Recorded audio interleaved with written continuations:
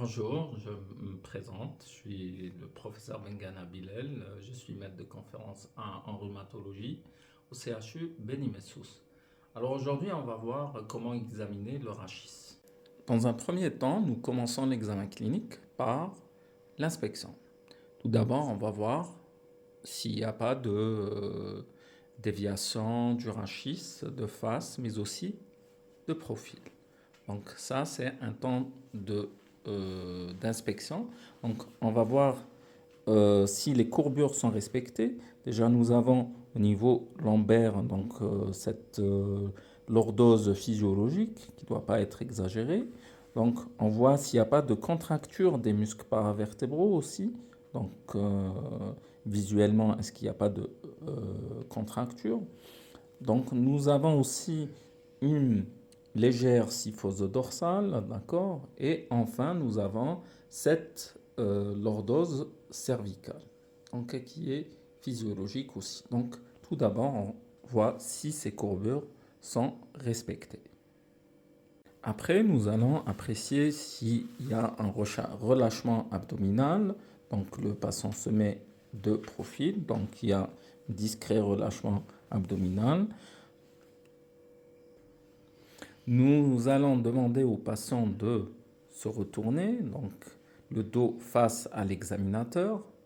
Donc retournez-vous s'il vous plaît. Donc nous allons voir donc s'il n'y a pas de contracture. Donc nous apprécions donc les muscles paravertébraux et on fait une palpation. Donc si elle n'est pas douloureuse. Donc d'abord au niveau des muscles paravertébraux et au niveau aussi des espaces interépineux. On cherche s'il n'y a pas de point douloureux. Après, nous allons demander au patient de se pencher en avant. Donc, nous allons voir s'il n'y a pas, essayer de pencher en avant un petit peu. Voilà. Pencher encore. Donc, et nous apprécions la distance doigt-sol. Donc, essayez de toucher. Voilà, très bien. C'est bon. Donc, cette distance est théoriquement nulle.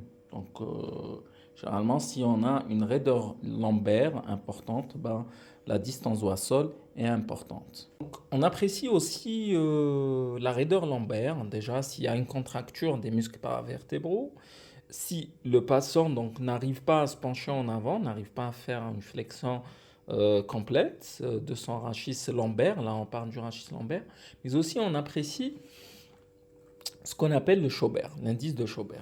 Donc on trace une ligne sur la ligne des épineuses, donc on palpe un peu l'extrémité supérieure des crêtes iliaques et on va en regard donc dessiner un trait à ce niveau. Puis on mesure 10 cm plus haut et on met un autre trait donc à ce niveau.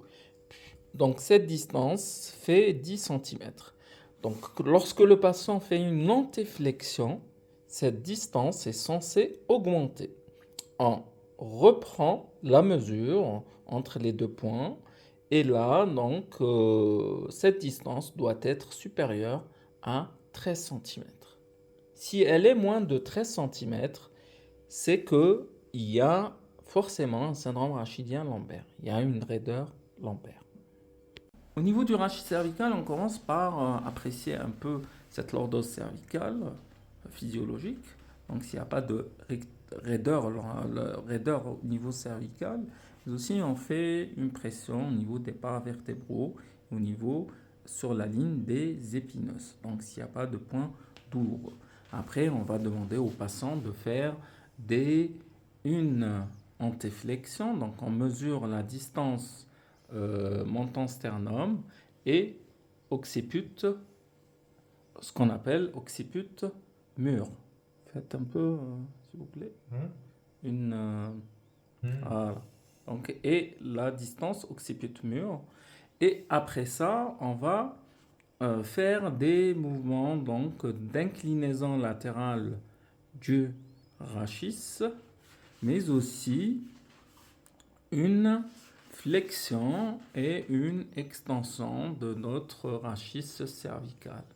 Et on fait à la fin des mouvements de rotation latérale.